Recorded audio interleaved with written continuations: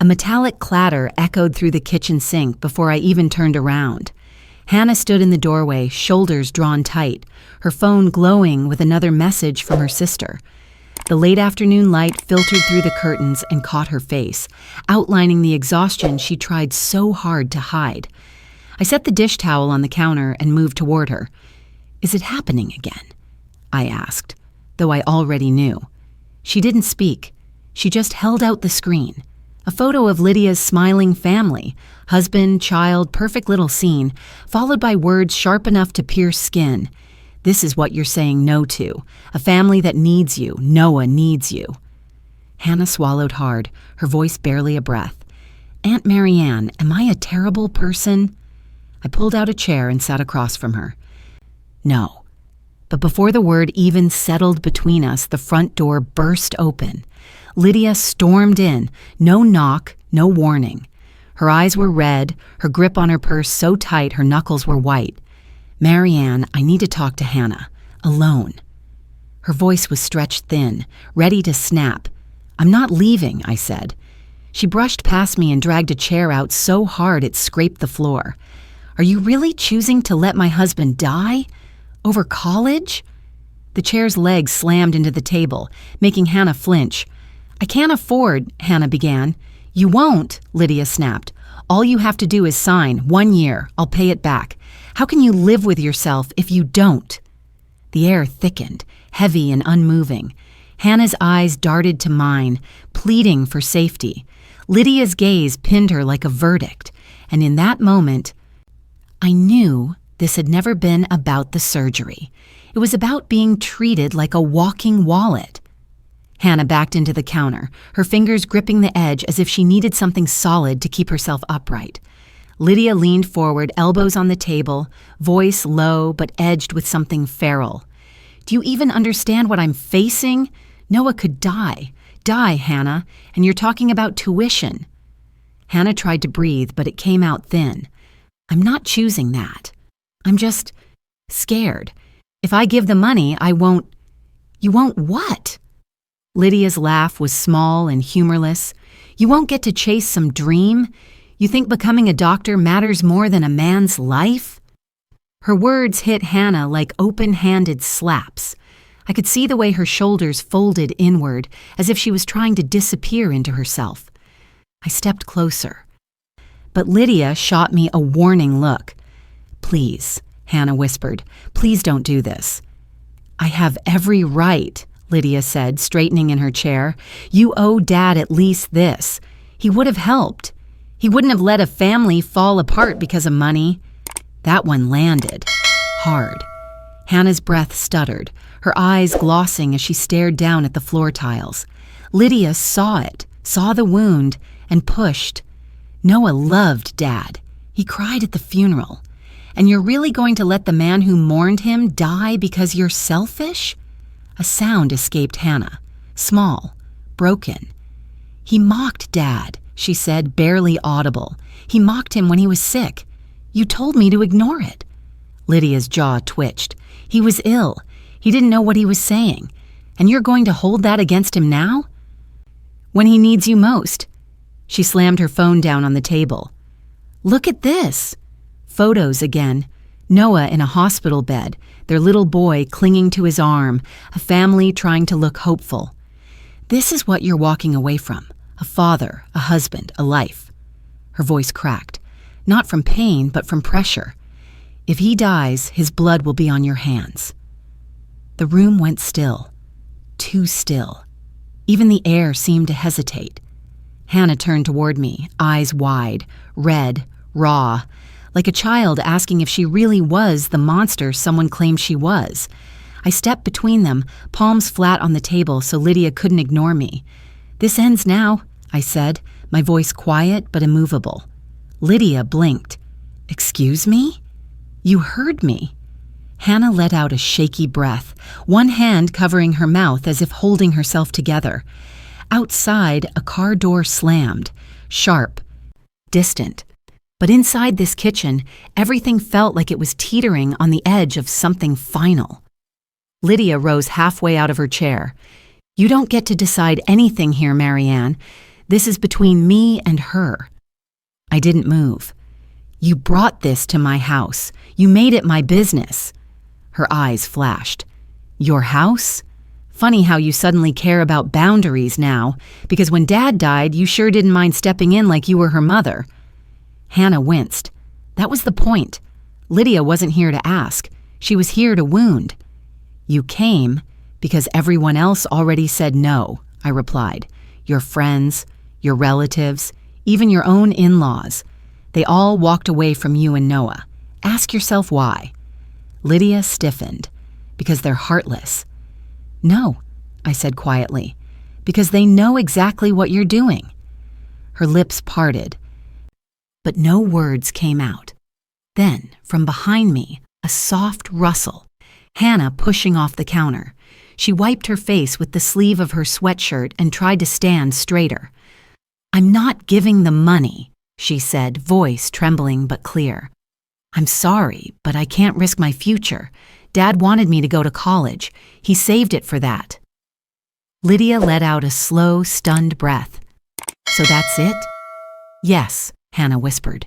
In one swift movement, Lydia shoved her chair back. It scraped against the tile, the sound sharp enough to make Hannah flinch again. Lydia pointed at her with a trembling finger. You have no idea what you've just done.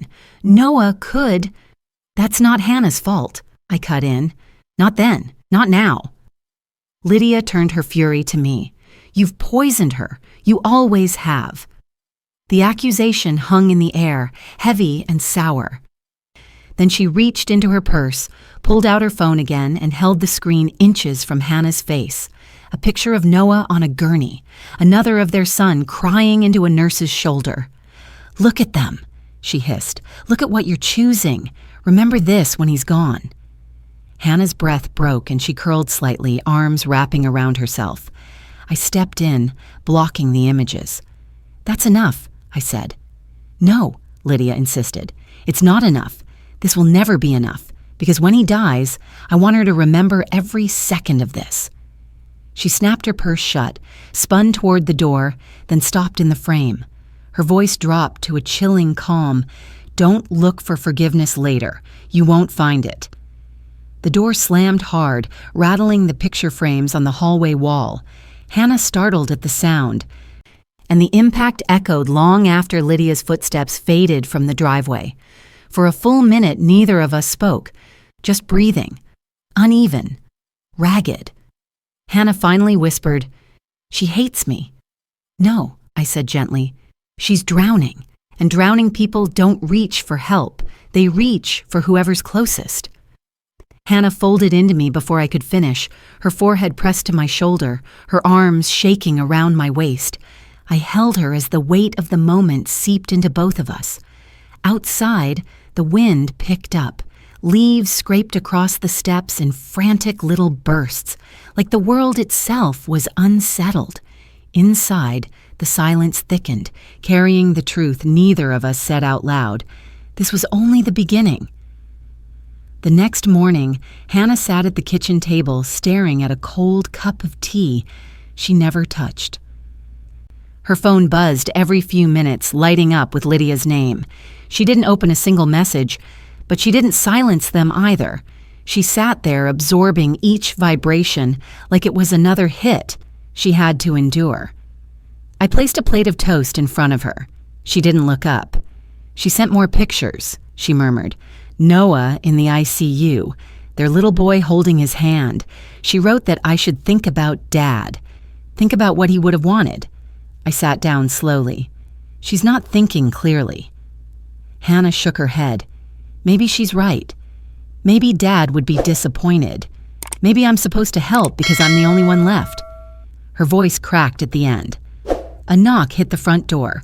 3 quick raps, sharp enough to make both of us jump. Hannah's breath caught. Please tell me it's not her. It's not. I walked to the door and opened it to find Eli on the porch, hands stuffed in his hoodie pockets, concern etched into his expression. She texted me, he said quietly. She said she needed help. Hannah's eyes welled when she saw him. I don't know what to do anymore. Eli stepped inside, closing the door behind him with a soft click. You don't give them the money, he said simply. You let them sell their cars, sell their toys, sell whatever they bought with their own inheritance. They made choices. Now they need to live with them. Hannah wiped her face with the back of her hand. She said, if I don't help, she'll never forgive me. Then that's her choice, Eli replied, not yours. The room went quiet again, thick, but this time steadier. Hannah took a slow breath, setting her phone face down so it stopped lighting up the table. For the first time since yesterday, I saw something in her posture shift. Not confidence, not peace, just the first fragile step toward choosing herself. The afternoon settled in with a strange stillness, the kind that makes every small sound feel louder than it should. Hannah sat by the living room window, legs pulled up, chin resting on her knees. She watched the street without really seeing anything. Eli stayed nearby, flipping through a magazine without turning a page. He was there to fill the space, not the silence. I folded laundry on the couch, pretending not to watch them both. The house usually felt warm, lived in. Today it felt like a waiting room. A sudden ping from Hannah's phone sliced through the quiet. She closed her eyes before picking it up. It's Lydia again, she whispered, scrolling through the message. Her breath hitched. She said Noah's condition just got worse, and that it's happening because I waited too long. Eli exhaled sharply. She can't put that on you. She already did. Hannah's voice was small, and she just keeps going. She lifted the phone so I could see. A long message, then another, then a voice memo. Hannah didn't open it. She shook her head like she couldn't bear to hear the tone Lydia used. I walked over and placed my hand on her shoulder. You don't have to respond. But ignoring her feels cruel, Hannah murmured. No, I said softly. What she's doing is cruel. You're protecting yourself. Hannah pressed her forehead to her knees. She said their son keeps asking if Aunt Hannah is going to save Daddy. She wrote that he cried when she said she didn't know. Eli set the magazine down with a thud. That's emotional blackmail. Hannah wiped her cheek with the sleeve of her shirt. What if she really can't pay? What if they lose everything? What if I'm the reason? You're not, I said. They made choices, and they're facing the consequences. But even as I said it, I knew the weight of guilt doesn't care about logic. Hannah pushed herself up and walked toward the hallway. Her footsteps were slow, uneven. When she reached her room, she stood in the doorway as if unsure whether to go in. I just need a minute, she said. When the door clicked shut, Eli let out a breath he'd been holding. She's cracking. Lydia knows exactly which buttons to push. I know. I placed the last folded towel on the pile. That's why I'm afraid this won't stop. The sunlight faded, turning the room dim. The shadows stretched across the carpet like long, tired sighs. From down the hallway, I heard a soft, muffled sound, Hannah crying into her pillow. The kind of cry you don't want anyone to hear because it feels too raw to survive being witnessed. I closed my eyes. This was turning into a battle she never asked for. And Lydia wasn't done. Night settled over the house without either of us noticing. I was in the kitchen rinsing dishes when the front gate creaked. Slow, hesitant. Eli looked up from the couch. Are you expecting someone? He asked. Before I could answer, a soft knock tapped the door. Not sharp like Lydia's earlier, softer, almost apologetic. I wiped my hands and opened it a few inches. A boy stood on the porch, 8, maybe 9, dark hair. Small shoulders, a backpack slipping off one arm. His eyes were wide, unsure, and already brimming. My stomach dropped. It was Lydia's son. Is Hannah here? He asked, voice barely above a whisper. I opened the door fully. Sweetheart, what are you doing here? Does your mom know you left the house? He shook his head. She was crying. She said nobody wants to help Dad. He looked at the ground. I didn't know where else to go. Eli blinked, stunned. Did you walk here? The boy nodded. I felt a sharp twist in my chest, not anger at him, but at the situation, at being dragged deeper than Hannah could ever handle. "Come inside," I said gently. He stepped in, clutching the straps of his backpack. When Hannah came out of her room and saw him standing there, she froze. "Matthew?" Her voice cracked. "What are you doing here?" He didn't speak. He walked straight to her and wrapped his arms around her waist, a small, desperate hug. Hannah stiffened, then slowly sank to her knees. "Aunt Hannah," he whispered. "Mom said you're mad at Dad, but he's really sick, and I don't want him to die." Hannah's hands hovered at his back, unsure whether to return the hug or crumble under it. "I'm not mad at you," she whispered. "But Mom said—" His voice trailed off, trembling. "She said you're the reason Daddy might not get better. She said you hate us." Hannah closed her eyes, a tear sliding down her cheek. I stepped forward. "Matthew, listen to me. None of that is true. Hannah loves you very much." "But Dad needs help," he said, pulling away. "And Mom said you're the only one who can save him." The glass in Hannah's chest finally shattered. I could see it. Her face crumpled as she lifted her hands to cover her mouth, a silent cry caught there. Eli sat forward. "Hey, buddy," he said gently. "Your mom shouldn't put this on you." Matthew sniffed hard. "She didn't mean to. She was sad. She said adults don't care about families anymore." The room went silent. Too many lines had been crossed. This one was the deepest. "Hannah," I said quietly, "sit with him. I'll call Lydia." She shook her head fast. "Don't. Please don't." But I had to. This couldn't continue. I walked to the hallway with the boy's backpack still hanging off my hand. Hannah stayed on the carpet, holding her nephew as if he were made of something breakable. And for the first time, I saw fear in her eyes. Not fear of losing money, fear of losing herself. I stepped into the hallway and dialed Lydia with a tightness in my chest I hadn't felt in years. The phone rang once, twice, then snapped to life. She didn't even say hello. "Where is he?" Lydia demanded. "Is Matthew with you? He left the house. Don't pretend you don't know something." Her voice was frantic, but underneath the panic was accusation, sharp, practiced, cutting. "He's here," I said. He walked. Alone. At night. "Lydia, what on earth were you doing?" A beat of silence. Then a brittle, defensive laugh. "Don't start. I was dealing with hospital paperwork. Mom duties don't stop because my husband is dying." I felt something in me harden. He was terrified, Lydia. Terrified. He thought Hannah was the only one who could save his father. Do you understand what that means? She inhaled sharply. He must have misunderstood. "Kids exaggerate." "No," I said. "He repeated your words." Another silence, longer this time. "You don't get it," Lydia said finally, her voice cracking. "Noah is fading. I can't breathe. I can't think. And everyone I ask for help slams a door in my face. So you opened your son's," I replied, "and shoved Hannah inside it." A choked breath. "You don't understand what fear does to you." "I do," I said. "But fear doesn't give you permission to break other people." The line trembled with her breathing, uneven and angry. "I'm coming to get him." "You can," I said, "but you're not taking him until you calm down." "You don't control me," she snapped. "No," I answered, "but I will protect Hannah, and right now I'm protecting Matthew too." She hung up, hard. I closed my eyes for a moment before walking back to the living room.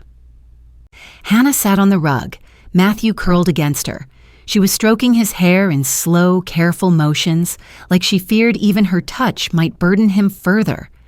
When she looked up at me, her face was pale, her eyes swollen. "She's coming?" she asked. "Yes," Hannah swallowed. "I don't want to see her." "You might have to." She nodded, but the fear didn't fade. Outside, a car engine rumbled up the street, low, hurried, too familiar. Hannah tensed. Matthew looked toward the window, and I felt the next collision coming. Headlights swept across the living room wall as Lydia's car skidded into the driveway. The beam cut through the room in one harsh arc, landing on Matthew's small face. He drew closer to Hannah, his fingers tightening around her sleeve. A car door slammed, hard enough to shiver the window pane. Hannah's breath hitched. "Aunt Marianne, I don't want her to yell in front of him." "I won't let that happen," I said, though I wasn't sure if my promise could hold against the storm marching up my porch. The knock landed instantly, 3 violent pounds that rattled the frame. Lydia didn't wait for an answer. She pushed the door open, stepping inside with a wild, frantic energy. Her hair was disheveled, her eyes swollen, and her purse dangled open from one arm. "Matthew!" she cried, spotting him first. "Baby, come here, right now!" He flinched at her tone but didn't move. Instead, he pressed himself tighter against Hannah. The smallest act of defiance, the quietest cry for safety. Lydia froze, stunned at the disobedience. Then her face hardened. "Matthew," I said, "come here." I stepped forward. "Lydia, stop, he's scared." "He should be," she shouted. "He ran away, and I didn't know if he'd be hit by a car or kidnapped or—" Her voice cracked. "I thought I lost him." Hannah rose slowly, shielding Matthew with her body. "He came because he was afraid, Lydia. Because he didn't know what else to do." Lydia's gaze snapped toward her, sharp, accusing. "This is your fault. You've turned him against his own parents." "I didn't," Hannah began. "You did," Lydia hissed. "You poisoned him just like you poisoned everyone else. You want to feel innocent? Then give me the money. Fix this." Eli stood from the couch. "She's not giving you anything." Lydia swung her head toward him. "Stay out of this." He didn't. "You're hurting a kid to get money from an 18-year-old. Everyone sees it." The silence that followed was different this time. Charged, fragile, stretched, thin. Matthew stepped out from behind Hannah and looked up at his mother. His voice trembled. "Mom, are you mad at Aunt Hannah?" Lydia's lips parted. A broken breath escaped. "Honey, she's choosing not to help us. Daddy needs—" Matthew shook his head. "But she's nice. She helps me with homework. She makes me sandwiches. She's not mean." The words struck Lydia harder than any accusation I could have given. She blinked fast, tears rising, confusion and shame all tangled together. For a moment, I saw the girl she used to be, the one who lost her father too young, who clung to the first man who promised he loved her, who never learned how to stop drowning other people when the tide pulled her under. She knelt down, trying to catch Matthew's hands. "Sweetheart, I'm not angry at you. I'm just scared." He looked at her quietly. "I'm scared too." Hannah's breath cracked. Lydia closed her eyes, shoulders shaking. Then she whispered something I hadn't expected. "I didn't know he would come here." I studied her. This wasn't accountability. Not yet. But it was the first fracture in her armor. "Let's take this one step at a time," I said gently. "You can take Matthew home, but you can't bring him into this fight again." Lydia looked at Hannah, really looked at her. For the first time in days, she didn't speak. She didn't demand. She just stared at the girl she'd been crushing under guilt and grief. Matthew tugged her sleeve. "Mom, can Aunt Hannah visit Dad? Maybe that will help." Lydia hesitated. Hannah's voice was soft, raw. "I can't give the money, but I don't want him to suffer, and I don't want you to hate me." Something broke in Lydia's face, something small, but real. She took her son's hand. "We'll talk later," she said, not warm, not healed, but no longer a blade. She turned and guided Matthew toward the door, their footsteps uneven as the hallway swallowed them. When the door closed, Hannah sank onto the couch, drained. Eli sat beside her without a word. I stood there for a long moment, listening to the quiet their absence left behind, and for the first time since this began, the silence didn't feel like a threat. It felt like the aftermath. The house didn't settle right away. Even after Lydia's car pulled away from the curb, a restless energy stayed behind, like the walls were still bracing for the next blow. Hannah curled into the corner of the couch, legs tucked close, her fingers twisting the hem of her sweater again and again.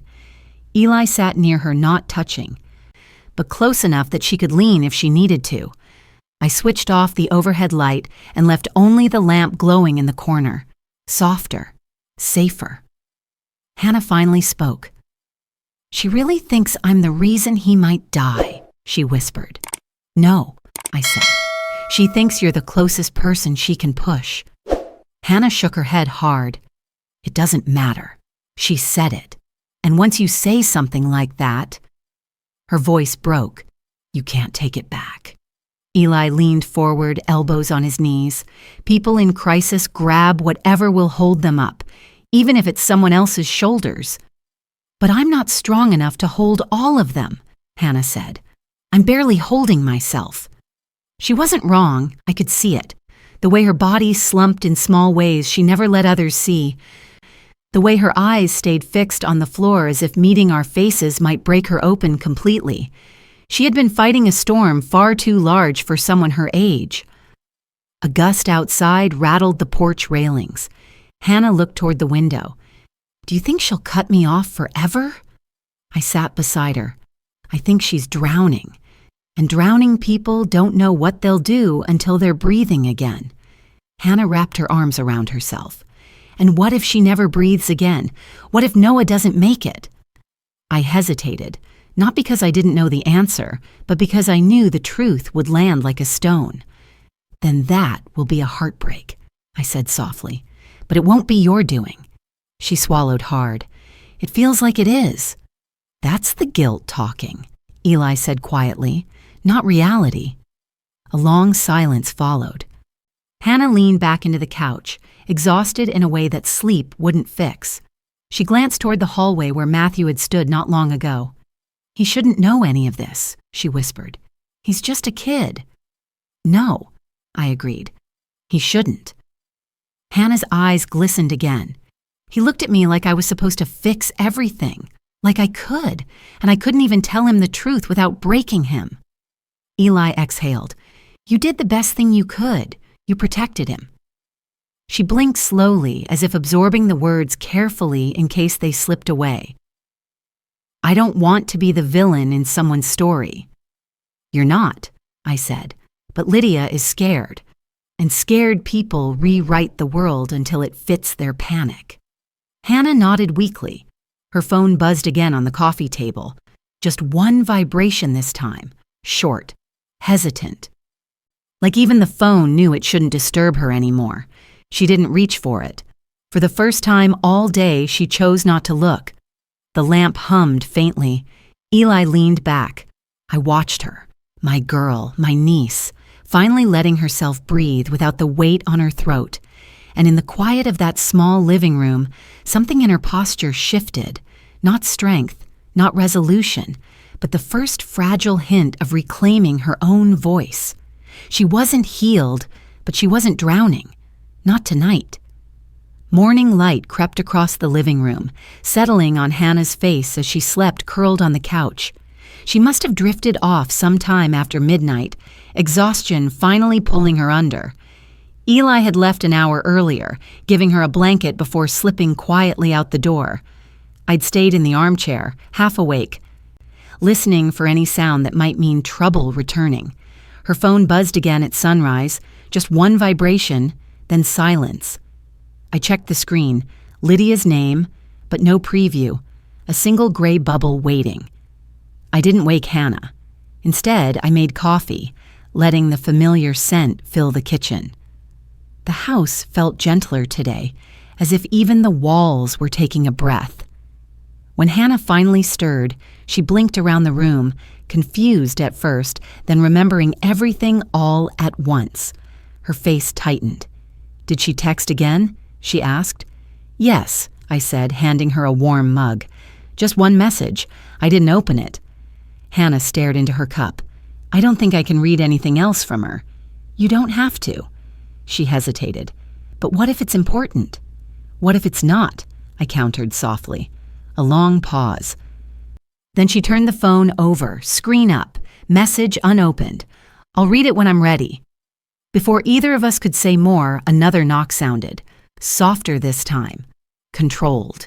Not Lydia's.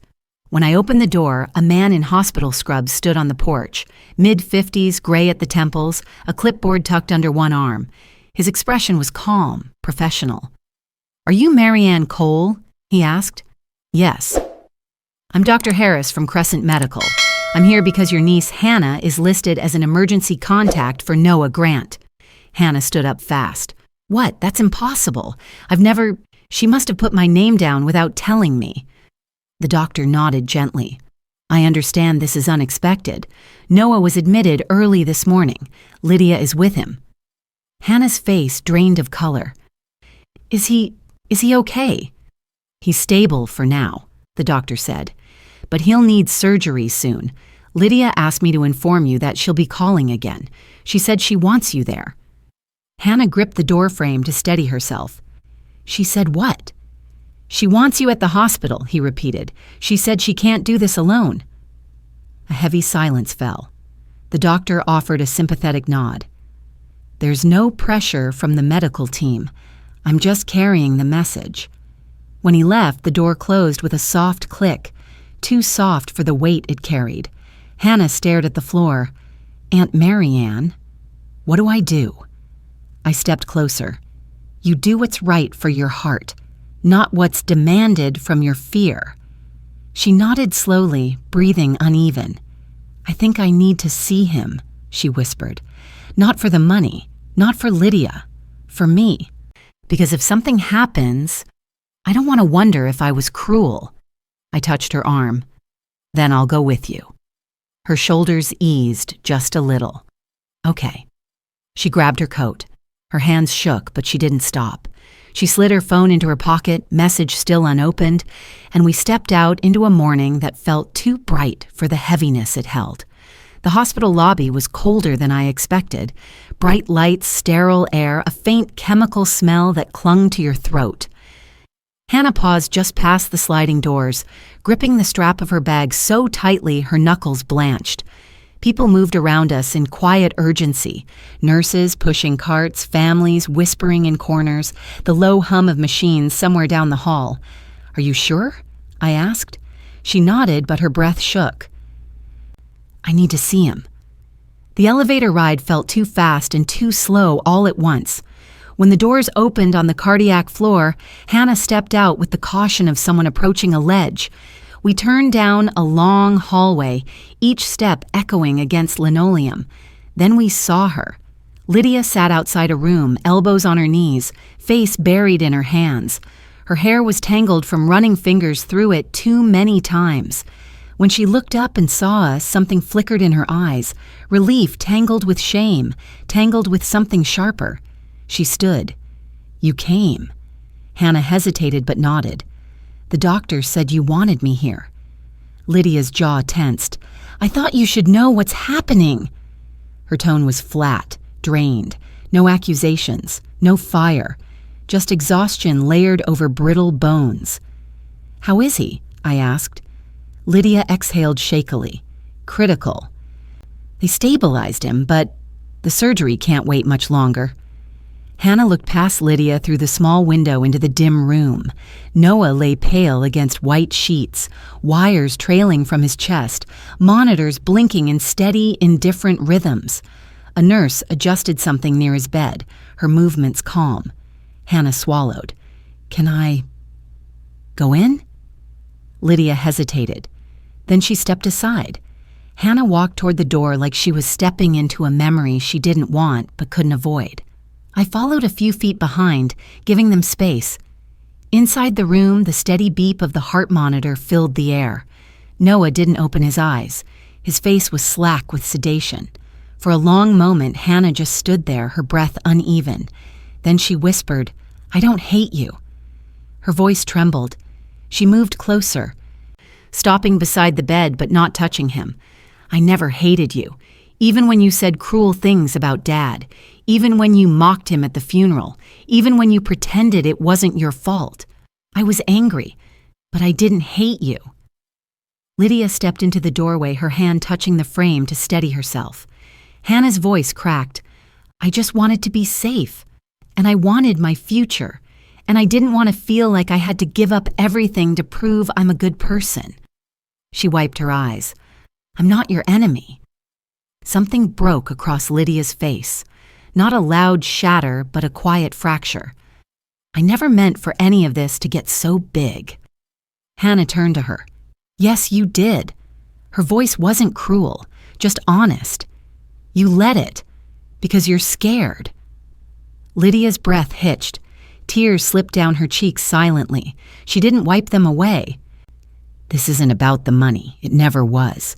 Hannah continued softly. It's about you thinking I owe you more than my life can hold. The monitor beeped steadily, filling the silence that followed. Finally, Lydia whispered, I don't know how to stop. Hannah nodded. I know. I stepped back, letting the moment settle, knowing I wasn't meant to interrupt. The two of them stood there, sisters separated by years of pain in one hospital bed, caught between hurt and something like recognition. No reconciliation. Not yet. But no more war. And in that fragile quiet, something shifted in all of us. The room didn't feel hostile anymore. It felt suspended, like a moment holding its breath, waiting to see where we would step next. A nurse entered quietly, checking the IV line and adjusting a monitor. She offered a small, understanding nod before stepping back out. When the door closed, the room felt even smaller, like the air itself was listening. Hannah stepped closer to the foot of the bed, her hands clasped tightly together. I don't know what you want from me, she said softly. I can't save everyone. I can't undo every bad thing that's happened to you. Lydia leaned against the wall, arms wrapped around herself. I wasn't asking you to save everyone, she whispered. Just him. Hannah turned, her eyes red but steady. But at the cost of my future, at the cost of everything Dad wanted for me? Lydia didn't answer. For a moment, the only sound was the slow rise and fall of Noah's breathing. He's the one who told me to apply early, Hannah said. Dad, he said it'd be my way out, my way up. She wiped her cheek. You spent your part of the inheritance on cars and a renovated kitchen. That was your choice. But this wasn't supposed to fall on me. A tremor passed through Lydia's shoulders. I didn't think it through, she admitted. I just saw the number, and I panicked. You didn't panic, I said quietly from the doorway. You fixated on the easiest target. Lydia looked at me, exhausted, ashamed, but too drained to argue. Hannah drew in a shaking breath and looked back at Noah. Seeing him so still seemed to soften something in her expression. I don't want you to lose him, she whispered. I don't want anyone to lose anyone. Lydia pressed her palms to her face, muffling a sob. I'm so tired, she choked. I'm so scared. Hannah hesitated, then stepped closer. Not to comfort, not to absolve, just to stand near enough that Lydia didn't feel alone in her unraveling. You're carrying too much, Hannah said softly. So are you, Lydia replied, her voice barely audible. No, Hannah whispered. I'm putting some of it down. Her silence afterward wasn't refusal. It wasn't agreement either. It was a boundary. Quiet, firm, unfamiliar in this family. A boundary Noah's heart monitor beeped steadily behind. After a long pause, Lydia lowered her hands and looked directly at her sister.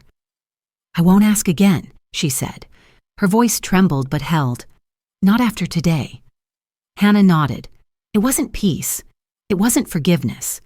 But it was the closest thing to a ceasefire they'd shared in years. A nurse appeared at the doorway again. We're prepping him for tests, she said gently. Only one person can stay for now. Lydia stiffened, torn between wanting to be strong and wanting to collapse. I should stay, she said. Of course, Hannah replied. But when Lydia walked past Hannah to the bed, her steps faltered. She paused, then murmured. To no one in particular, maybe to both of us. Thank you for coming. Hannah's eyes softened, but she said nothing. We stepped out into the hallway. The door clicked shut behind us, leaving Lydia inside with the man she loved and leaving Hannah outside with the reality she couldn't carry anymore. As we walked toward the waiting area, Hannah's hand brushed mine, barely a touch, but enough for me to feel the weight she was finally letting go.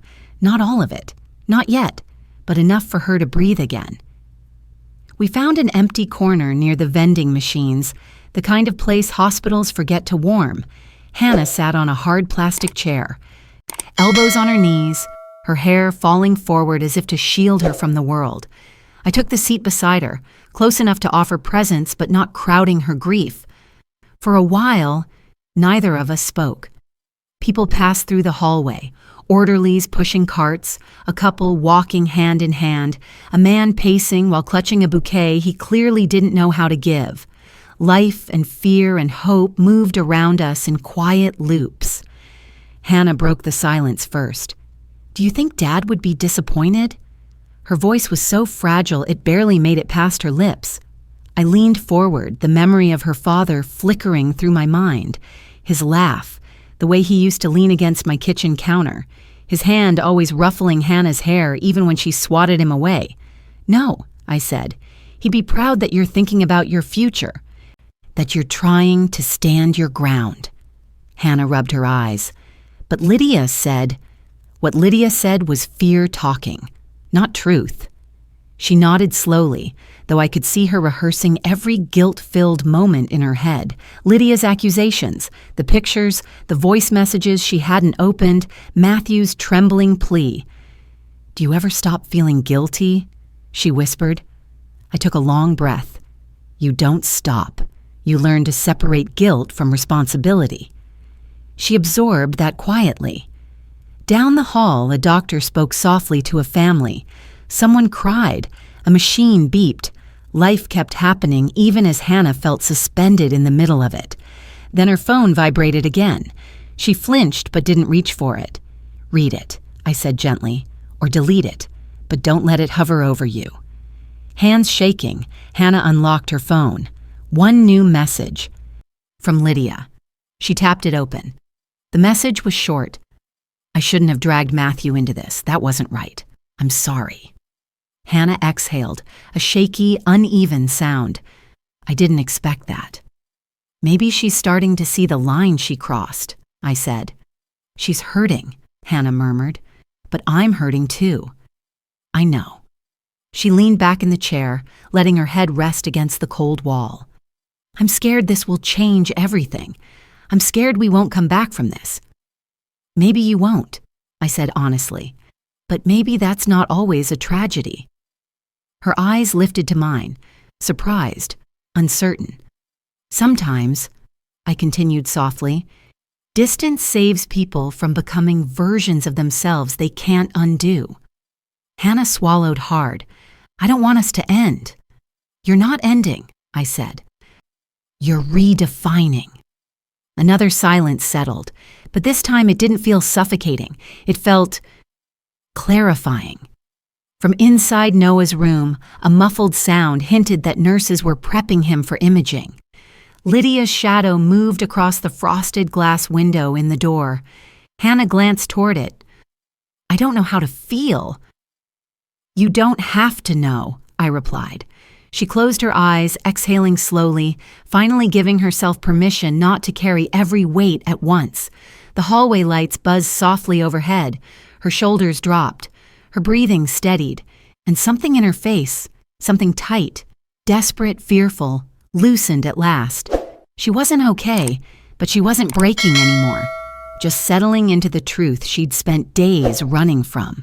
That she could love people and still refuse to be swallowed by their needs. We waited while the sun climbed higher, turning the windows into pale squares of light. Hannah shifted in her chair now and then, as if trying to find a way to sit that didn't make her thoughts heavier. I watched her quietly, knowing this was one of those moments life uses to carve a person into someone steadier, even if it hurts to get there.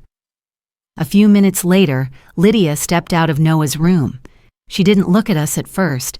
She just stood with her hands gripping the railing along the wall, eyes staring at the floor as though it might offer an answer. When she finally lifted her head, her expression was softer, tired, defeated, but stripped of the sharpness that had fueled the past few days. "Hannah," she called, her voice low, almost hesitant. Hannah stood slowly. "Is he okay?"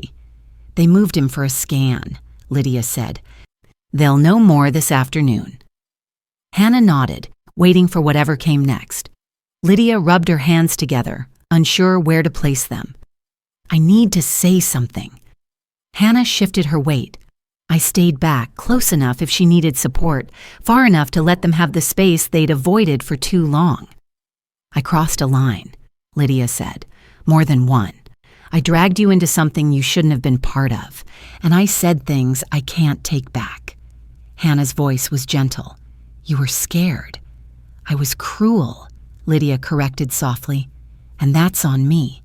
There was no drama in the words, no performance, no manipulation, just truth, stripped bare. Hannah swallowed, her eyes softening. "I didn't want to abandon you." Lydia shook her head. "You didn't. I just didn't like the answer you gave. And instead of accepting it, I tried to force you to be someone you're not." Hannah's voice wavered. "I didn't want Noah to be hurt. I still don't." "I know," Lydia said. "But the money, it's not yours to fix my life with. It never was." Her voice cracked.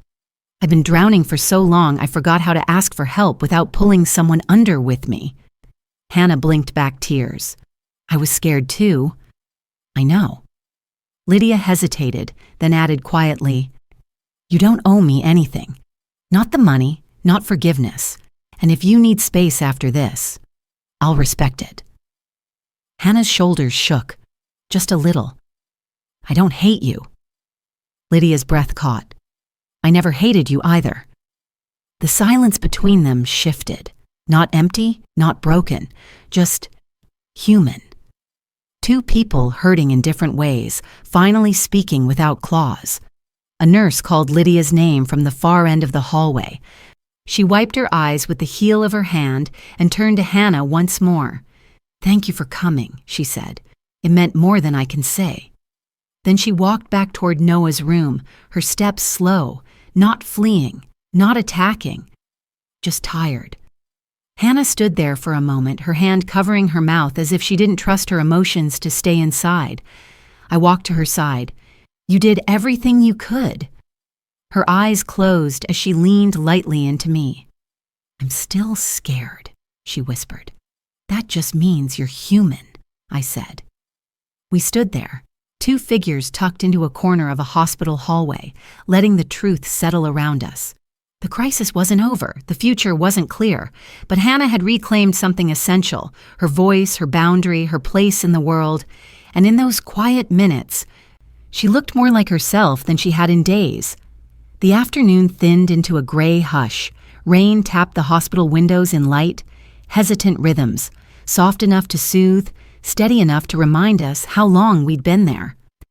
Hannah and I sat in the waiting area, feet stretched toward the low table, the faint smell of antiseptic wrapping around us like a second skin. Hannah's shoulders finally began to drop from around her ears. The storm inside her had quieted, not gone, but no longer breaking her open. She sipped water from a paper cup, staring at the ripples on the surface. "I don't know what happens next," she said quietly.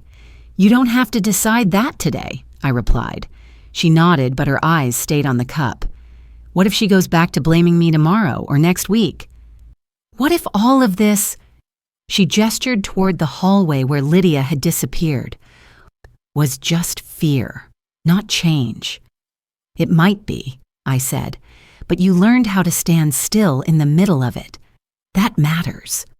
Her breath trembled. A release, not a collapse.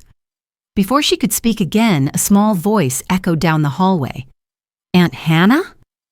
Matthew stood there, his backpack on his shoulders this time, a nurse beside him.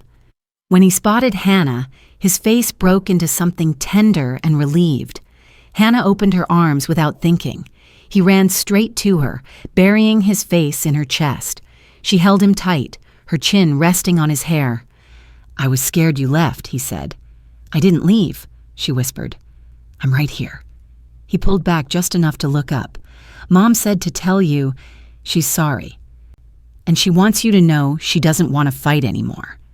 Hannah glanced at me, startled. The nurse smiled softly. He insisted on delivering the message himself. Matthew tugged Hannah's sleeve. "Mom's still sad, but she said you shouldn't feel bad anymore. She said she knows you love us." Hannah's eyes shone, her face softening in a way I hadn't seen in days. "I do love you," she said, pressing a kiss to the top of his head. "So much." He hugged her again, tighter this time. When he pulled away, he looked at me with earnest eyes. "Thank you for helping her." I touched his shoulder. "You're welcome, sweetheart." A doctor appeared at the far end of the hallway.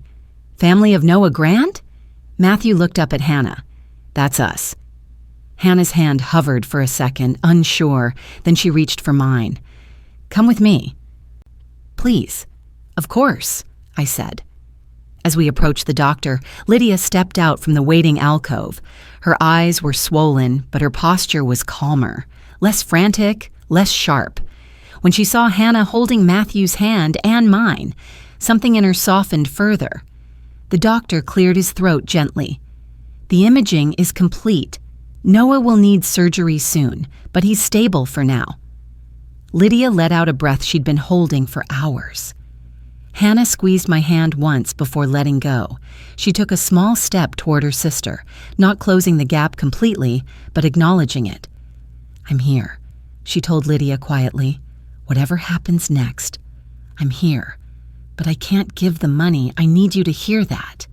Lydia nodded, a real nod, slow, acknowledging, accepting. "I hear you," she whispered. Rain traced lines down the window beside us, blurring the world outside. The doctor continued explaining the medical plan, but the only thing that mattered in that moment was the shift between the two sisters, subtle, fragile, but genuine. Not healed, not perfect, but no longer breaking each other apart. When the doctor stepped away, Lydia looked at Hannah, not with blame, not with desperation, but with something closer to gratitude. "Thank you," she said softly, "for coming and for not giving up on me." Hannah exhaled, a long, quiet breath. "I just needed you to stop hurting me." "I know," Lydia replied. "I'm trying." Matthew squeezed both their hands, and for the first time in days, the three of them stood together without edges cutting through the air. It wasn't a miracle, but it was enough. Evening settled over the hospital with a slow dimming of lights. The kind meant to signal rest, though no one here truly rested. Hannah and I stayed in the family lounge while Lydia returned to Noah's bedside. The vending machines hummed softly, casting a faint glow across the linoleum floor. Hannah sat curled into one corner of the couch, arms wrapped gently around Matthew, who had drifted to sleep against her side. His small breaths rose and fell, steady and trusting. Hannah traced one hand through his hair, her touch tender, almost protective. "He shouldn't have to understand any of this," she whispered. "No," I agreed. "But he understands love, and right now, he's choosing to trust you." She nodded, brushing a tear she hadn't realized slipped free. "I was afraid today would make him hate me." "He never hated you," I said. "He was scared." "And scared children look for the safest person in the room." Her eyes softened. "I didn't think that was me." "It was," I said, "and it still is." For a few minutes, we just listened to the soft hum of the lounge, the muffled footsteps in the hallway, the distant beep of monitors. The weight of days' worth of tension slowly lifted from her shoulders, not completely, but enough that she could inhale without wincing. Then Lydia appeared in the doorway. Her expression was worn but calm, not the brittle exhaustion from earlier, something quieter, more grounded. She walked in slowly, careful not to wake her son. "They're waiting for a specialist to review everything," she said. "But Noah's resting." Hannah nodded. "That's good." Lydia stood there for a moment, shifting her weight. "Can we talk?" she asked, almost shyly. Hannah glanced at Matthew sleeping against her. "Here is fine." Lydia walked to the opposite couch and sat, hands clasped tightly in her lap. She stared at them for a few seconds before speaking. "I don't know how to be calm when I'm scared," she said. "I go straight to panic, and then I go straight to control." Her voice cracked. "I hurt you. I hurt both of you." Hannah listened quietly, one hand still resting on Matthew's back. "I kept thinking," Lydia continued, "that if I just pushed hard enough, someone would save us. Anyone. You were the only one still standing close enough to reach." Hannah's voice was soft but steady. "I'm not responsible for saving you. I can love you. I can show up. But I can't carry your whole life." Lydia nodded slowly, a real acknowledgement, not another attempt to twist the conversation. "I know that now. I didn't want to lose him." "I know," Hannah whispered, "but you almost lost me too." Those words landed with a softness that hit harder than a shout. Lydia's eyes filled. Tears slipped down her cheeks silently. She didn't wipe them away. "I'm sorry," she breathed. "I'm so sorry." For the first time, the apology felt complete. Not a bargaining chip, not a plea, not an emotional trap, just truth. Hannah looked down at her sleeping nephew, then back at her sister. "I forgive you," she said quietly, "but I need things to be different." "They will be," Lydia whispered. "I promise I won't ask for the money again.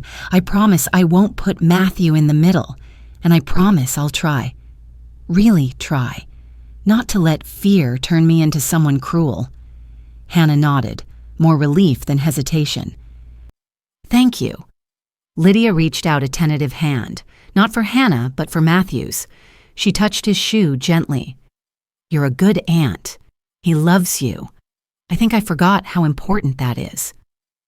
Hannah's face softened in a way that hurt and healed all at once.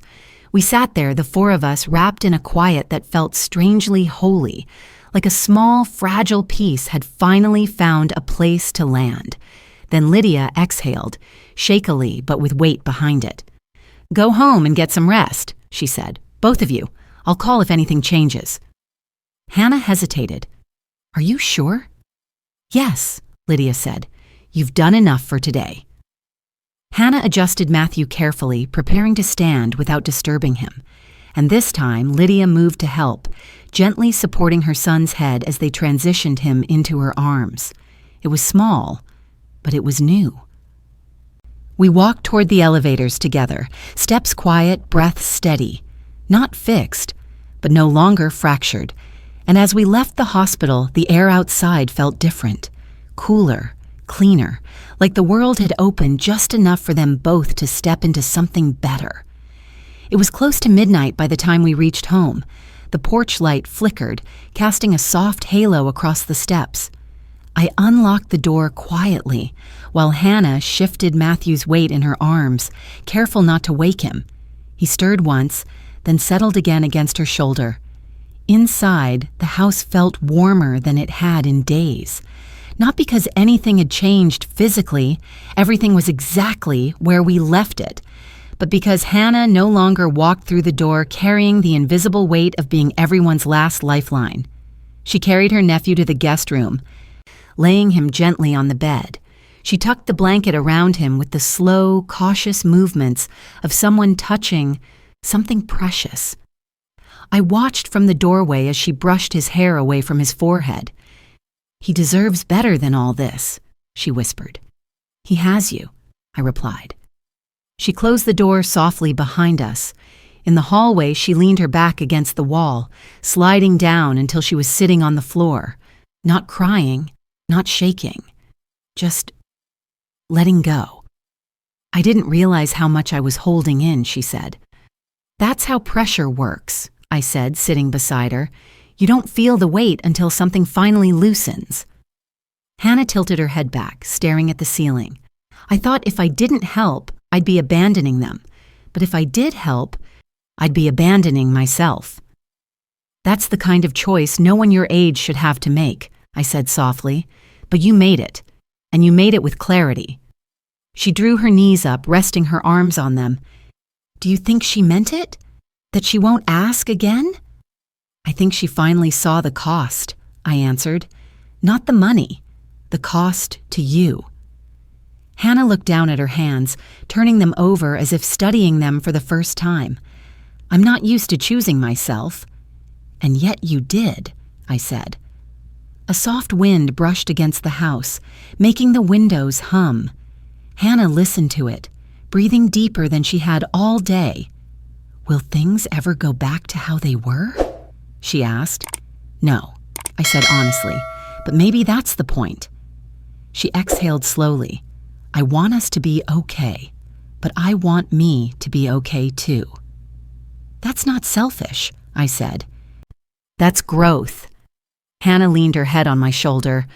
"I'm tired." "I know," I whispered, "but you made it through the hardest day of your life without breaking who you are." After a long pause, she spoke again. "I didn't realize how scared I was that she'd stop loving me if I didn't give her what she wanted." I wrapped an arm around her. "People who love you don't disappear when you set a boundary. They adjust. And if they don't, then the boundary was overdue." Hannah didn't answer. She just nodded against my shoulder, her breathing evening out. The weight she carried still lingered, but it no longer looked like it was crushing her. Eventually, she whispered, "I think Dad would have been proud of me." "He would," I said. "He absolutely would." The house settled around us, creaking softly in the quiet. It wasn't peace, not entirely. But it was the first moment in days where silence didn't feel dangerous, just human, just honest, just enough for her to rest. Hannah woke late the next morning, sunlight warming the edge of the couch where she'd finally fallen asleep. Her hair was tangled, her sweatshirt wrinkled, but her face looked lighter. Not healed, not rested, but no longer haunted. I watched from the kitchen table as she blinked into the quiet house as if confirming it was truly calm. She sat up slowly. "Is Matthew still asleep?" "Yes," I said. "He's out like a light." She pulled the blanket around her shoulders and walked into the kitchen. I slid a warm mug toward her. She wrapped her hands around it and breathed in the steam. "Do you think Lydia will call today?" she asked. "I think she might," I said. "But maybe not for the same reasons." Hannah nodded thoughtfully. As if on cue, her phone buzzed on the table. She startled, the tension flaring in her shoulders. But when she saw who it was, she exhaled. "It's just Lydia," she said. "Do you want to open it?" She hesitated, then unlocked her phone. One short message. "He made it through the night. Surgery is scheduled for this afternoon. Thank you for yesterday." Hannah stared at the screen for a long moment. Then she typed a simple reply. "I'm glad he's stable. Let me know if Matthew needs anything." She set the phone down gently, as if afraid to disturb even that piece. Her shoulders loosened another inch. A few minutes later, small footsteps padded into the hallway. Matthew appeared in the doorway, hair sticking up, eyes puffy from sleep. He rubbed at them with a tiny fist. "Aunt Hannah?" he mumbled. She turned, her voice warm. "Morning, buddy." He walked straight to her and leaned into her side, still half asleep. She held him with an easy familiarity that didn't need words. He looked up at her. "Dad's gonna be okay, right?" he asked. Hannah glanced at me, unsure, but I shook my head gently, signaling her to follow her own heart. She knelt beside him. "The doctors are doing everything they can," she said, "and your mom is with him. You're not alone in this." Matthew nodded slowly, trusting her without needing the whole truth. Hannah hugged him again, resting her chin on his shoulder.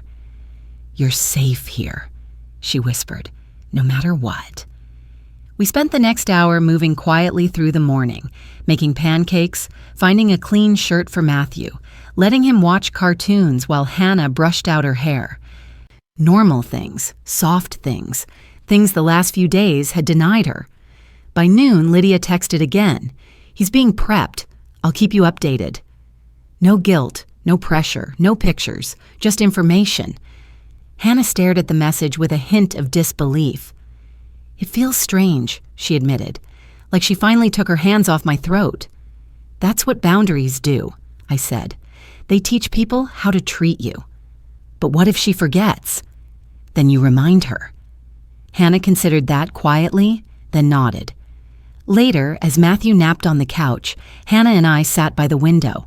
Rain clouds were gathering in the distance, the air thick with that early warning of a summer storm.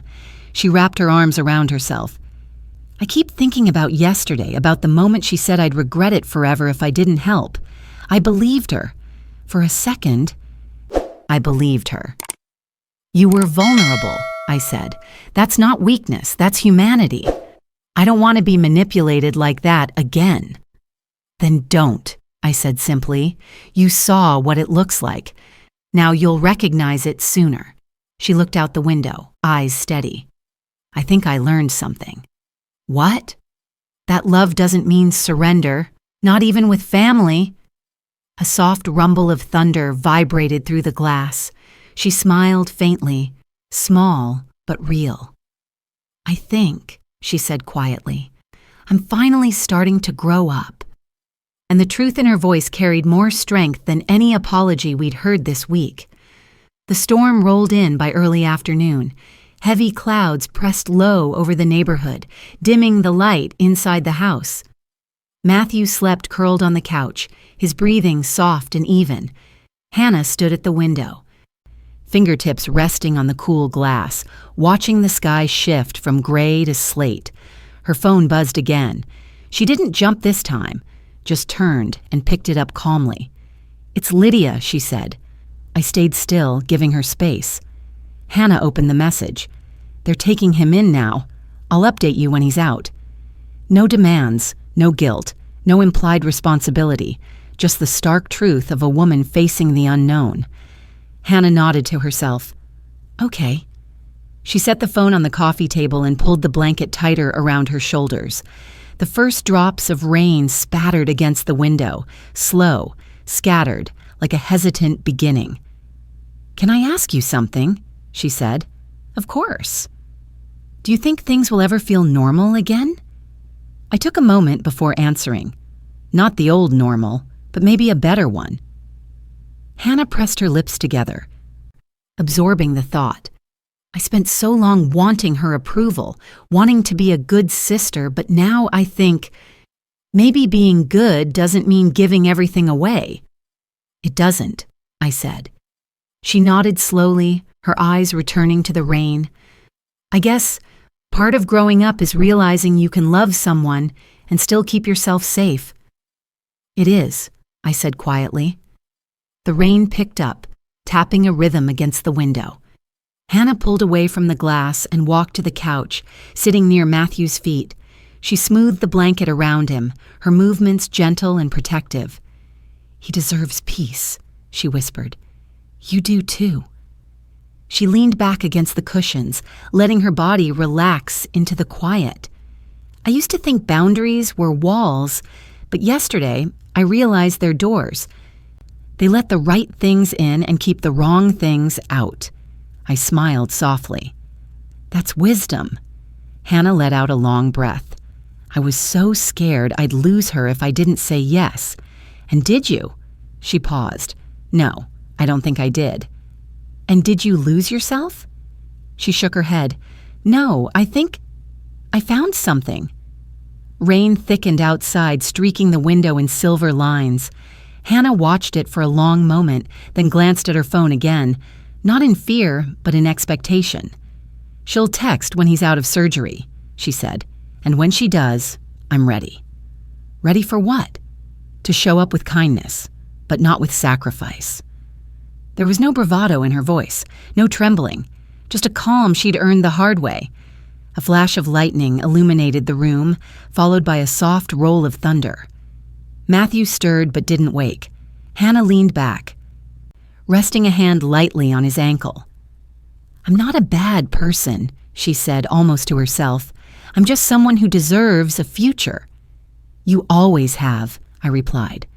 She closed her eyes, letting the sound of rain fill the silence. And for the first time since this all began, she wasn't bracing for the next storm. She was sitting through it, steady, unbroken. Learning that sometimes survival isn't just making it through the worst moments. It's deciding what you'll allow yourself to carry out of them. The rain deepened into a steady downpour, the kind that makes the whole world feel quieter, smaller, held. Hannah rested her cheek against the back of the couch, eyes half focused on the window. She looked tired but not hollow, worn but not frayed. There was a steadiness in her that hadn't been there 2 days ago, a quiet kind of strength that grows only after being scraped raw. Her phone buzzed again. This time she didn't tense. She reached for it with a slow, deliberate calm. A new message from Lydia. "He's out. The doctor said the surgery went well. He's resting. Thank you for being patient with me." Hannah exhaled. Long, slow, almost trembling. Not out of fear, out of relief. She typed back, "I'm glad he's safe. Let me know if you need help with Matthew tonight."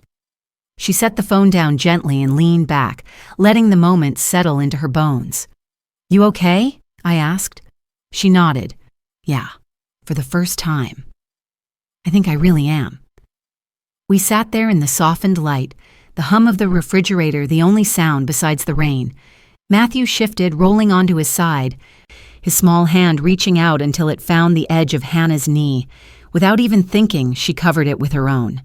"He trusts you," I said. Hannah's voice was soft. "I trust him, too." A quiet warmth filled the room, something fragile but real, something earned. Then Hannah straightened a little, turning toward me with a gentleness I hadn't seen in her since this entire ordeal began. "I want to tell you something," she said. "Yesterday, when she said Dad would be disappointed, I almost broke. I almost said yes just to make the guilt stop. But you didn't." "No," she said, "because I realized something. Dad didn't save for me so I could save someone else." She looked down at her hands. "He saved for me so I could save myself." Her voice cracked at that truth, but it didn't collapse. Lightning flickered outside. The storm rumbled closer. Hannah pulled the blanket around her and looked toward the guest room where Matthew would sleep again tonight. Then toward the front door, the one Lydia had stormed through only days before. She whispered, "Do you think this will change her?" I took a slow breath. "It might, but don't measure your worth by her growth." Hannah nodded thoughtfully. "I think I'm done letting fear decide my choices." "That's what growing up is," I said. She gave me a small smile, an honest one, tired but bright at the edges. I didn't lose her, and I didn't lose myself. I didn't think that was possible. "It is," I said. "It always was. You just needed to see it." Thunder rolled, but this time Hannah didn't flinch. She stood and gathered the blankets, checking on Matthew again, brushing the hair from his face with a tenderness that didn't ask for permission. Her phone buzzed one more time. She picked it up without hesitation. A single message. "Thank you for setting boundaries. I should have respected them sooner." Hannah stared at it, the words catching the last of the fear in her chest and dissolving it. She whispered, "Maybe we'll be okay." "You will," I said. Hannah turned off her phone and looked around the quiet house. The same walls, the same lights, the same furniture. But everything felt different. She wasn't drowning anymore. She wasn't shrinking. She wasn't apologizing for existing. She was stepping into a version of herself she hadn't known she was allowed to be. Outside, the storm began to ease. Not gone, just gentler. A soft echo of what had passed. And Hannah stood there. Hand resting on the back of the couch, breathing in the quiet like it was something she finally had the right to keep. The storm left behind a clean stillness, the kind that makes every sound feel more honest. Hannah moved through the living room with a soft certainty, collecting stray cups and blankets, grounding herself in small, gentle tasks. Matthew slept curled in a nest of pillows, the rise and fall of his breath, steady and safe. Hannah paused near the window, fingers resting lightly on the cool frame. The rain had thinned to a light mist, the sky opening just enough to let through a dim streak of evening gold. She watched it for a long moment. "You're quiet," I said. "I'm thinking," she replied softly, "about everything that didn't break today." I came to stand beside her. "That's a new way of seeing it." She smiled faintly. "I'm tired of counting all the things that went wrong." The air felt lighter around her, as if she'd unclenched something deep in her chest. Her voice was still soft but steadier. "Yesterday," she said, "when Lydia told me I'd have to live with the guilt forever, I believed her. I thought she was right. I thought saying no made me a terrible sister.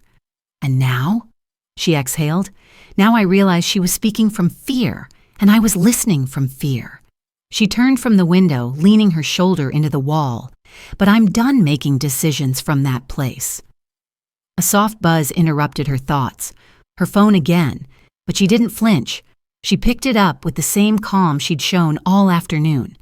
A new message from Lydia. "They're keeping him overnight for close monitoring. The doctor said he responded well." Hannah read it, her expression serene. Then she typed a simple reply, "I'm relieved. Let me know what happens tomorrow." No guilt, no apology, no over-explaining, just clarity. She placed the phone down and joined me at the dining table, sitting across from me with her knees drawn up, hands wrapped around a warm mug. "I didn't think I'd come out of this feeling stronger," she admitted. "But I do, just a little." "That's how strength comes," I said. "Not all at once, in small shifts." She nodded, more certain than she'd been in days. Then her gaze flicked toward Matthew. "Do you think I should go to the hospital tomorrow, just to check in?" "That's up to you," I said. "What feels right?" She took a breath. "I want to. Not because she needs me there, but because I care. And because showing up for someone is different from sacrificing everything." "That sounds like balance," I said. "It feels like it," she whispered. The house yawned into a comfortable quiet. Hannah rested her chin on her knees, letting her eyes drift around the familiar space. After a while, she spoke again, her voice drifting into the softness of the evening. "I thought losing Dad meant I had to hold every piece of family together with my hands, but maybe I'm allowed to let go of the pieces that cut me." "You're allowed," I said. She smiled, a small, grateful curl at the edge of her mouth. "It feels like the first real boundary I've ever held." "And you held it," I said, "even when it hurt." Hannah nodded slowly, the truth settling gently into her. "I think Dad would have wanted this version of me, not the one who folds, the one who survives. You're becoming her," I said quietly. She looked at her reflection in the window, dim, soft, but unmistakably hers. "I think I am too," she whispered. And in that stillness, her transformation wasn't loud or triumphant. It wasn't something dramatic or cinematic. It was a quiet unfolding, someone choosing to stand in her own life without fear pressing her into corners she didn't belong. Outside, the mist faded, leaving the world washed and open. Inside, Hannah sat with herself for the first time in a long time. Not as someone's last hope, not as someone's guilt target, not as someone responsible for everyone else's survival, just as a young woman finally learning she deserves her own. The house grew quieter as the evening deepened. A soft breeze slipped through the cracked window, carrying the faint scent of wet pavement and fresh earth. Hannah sat cross-legged on the rug now, sorting through a small pile of papers, college brochures, handwritten notes, the worn envelope that held what remained of her inheritance. She wasn't touching the money, just holding the future in her hands. She looked up at me. I kept imagining I'd lose everything at once. My family, my chance at school, my sense of who I am. "And did you?" I asked gently. She shook her head. "No, I almost did, but I didn't." Matthew shifted in his sleep again, rolling to the other side of the couch. Hannah glanced at him, her expression softening as if her heart knew exactly where it needed to rest. After a long pause, she said, "I want to go to college. I want to go because Dad wanted it. And because I want it. And because I'm tired of living in the shadow of someone else's crisis." Her voice was steady, sure. She looked down at the brochures again, running her thumb over the glossy edge of one. "Do you think I can really do this?" "Yes," I said simply. "I think you've already done the hardest part." She took that in quietly. A gentle knock at the door pulled both our attention. Hannah tensed for a second, an instinct she hadn't yet unlearned, but the knock wasn't frantic or sharp or desperate, just a soft, hesitant tap. I rose and opened it. Lydia stood on the porch, arms wrapped around herself, hair damp from the fading drizzle. She looked smaller than earlier, less frantic, more human. Her eyes flicked past me toward the warm light inside. "Is he okay here tonight?" she asked. She meant Matthew. "He's fine," I said. "Sleeping." Relief washed over her face, subtle but unmistakable. Lydia swallowed. "I didn't want him waking up scared, and I didn't want to drag him back into the hospital tonight." "You made the right choice." She nodded, glancing down at her hands. "I wanted to tell her something," she murmured. I stepped aside. Hannah stood from the rug, brushing her palms on her jeans. She didn't move closer. She didn't shrink back either. She simply waited, present, clear, grounded. Lydia stepped inside only a foot, just enough to speak but not enough to intrude. "I wanted to say thank you," she said, "for everything today, for coming, for helping him, for not giving up on me." Hannah's voice was soft. "I meant it when I said I don't hate you." Lydia's breath trembled. "I know." Another moment of silence stretched between them. Gentle this time, not sharp. "But I also know," Lydia added slowly, "that I can't lean on you the way I did before. I hurt you, and I don't want to be that person anymore." Hannah nodded. "I need you to respect my boundaries." "I will," Lydia said. "I promise." It wasn't dramatic. It wasn't tearful. It wasn't a movie scene reconciliation. Just two sisters standing on new ground, fragile but steadier than anything they'd had before. "I'll check on him in the morning," Lydia said, nodding toward where Matthew slept. "But he's safe here with you." Hannah's eyes warmed. "He is." Lydia managed a small, grateful smile before stepping back outside. "Good night." "Good night," Hannah echoed. I closed the door gently behind her. Hannah stood there for a moment, staring at the wood grain as if finally seeing the separation it offered, not a barrier but a boundary, a choice. She turned back toward me. "I didn't think we could come back from this." "You didn't come back," I said. "You went forward." She breathed a slow, steady breath, as if letting that truth settle deep into her ribs. Then she looked around the living room, the soft lamplight, the sleeping child, the quiet house, and something eased in her expression, a softening, a clarity. "I'm going to be okay," she whispered. It wasn't a question. It wasn't a hope. It was an understanding, quiet and certain. And in the hush of that moment, the world felt different.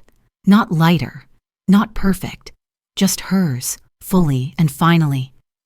Morning arrived softly, the kind that slips into the house without waking anyone.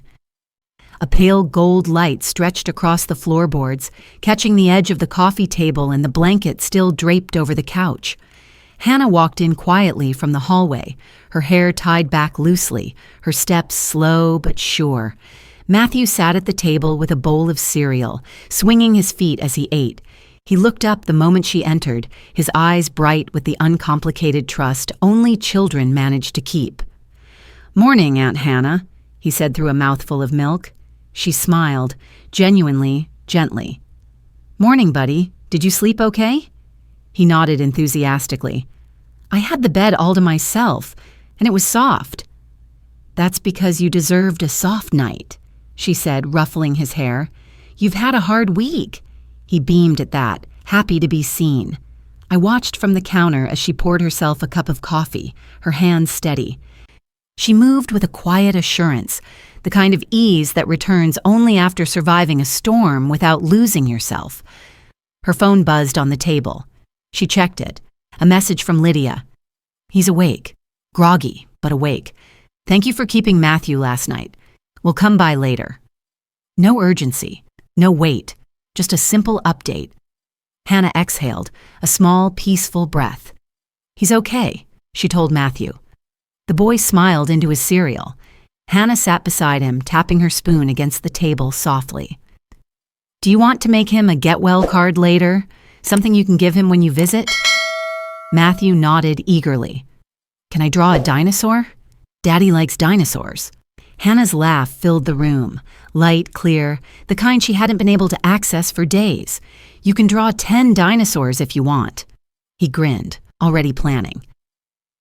And then Hannah turned serious, her gaze drifting toward the living room window, where sunlight warmed the glass.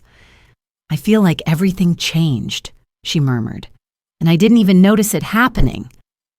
"It didn't happen all at once," I said. "You stepped into it, little by little." She looked down at her hands, fingers curled around her mug. "I thought standing up to her would break us, but instead, it created room for something healthier." "Boundaries do that," I said gently. "They don't end relationships. They reshape them." Hannah nodded. "I want to keep this shape." She looked toward the guest room where Matthew had slept, then toward the front door Lydia had walked through so many times, angry, frantic, desperate, hopeful. "I'm not afraid anymore," she said quietly. "Not of losing her, not of disappointing her, not of choosing myself." "Good," I said. "You shouldn't be." Hannah stood and carried her cup to the sink. "I'm going to start my applications today," she said. "Even if it's just one, I want to take a step, a real one." Pride warmed my chest. "I'll help you with whatever you need." She smiled at me, soft, grateful. "Thank you." But I shook my head. "No, thank you, Hannah, for yesterday, for your courage, for choosing your future." She blinked at that, surprised. "It didn't feel like courage." "It was," I said. "Courage doesn't always roar. Sometimes it whispers, 'I will not lose myself.'" Hannah swallowed, her eyes warming. "Then I guess I finally whispered it." "You did," I said.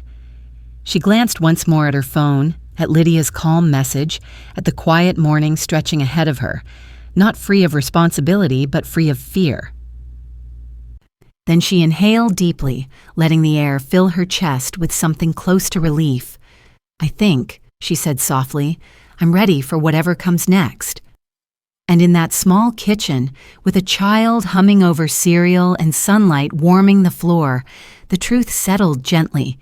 She wasn't just surviving anymore. She was beginning. The afternoon drifted in slowly, sunlight stretching across the living room in warm, quiet lines. Hannah sat at the dining table with her laptop open, college applications scattered around her like pieces of a life she was finally allowing herself to build.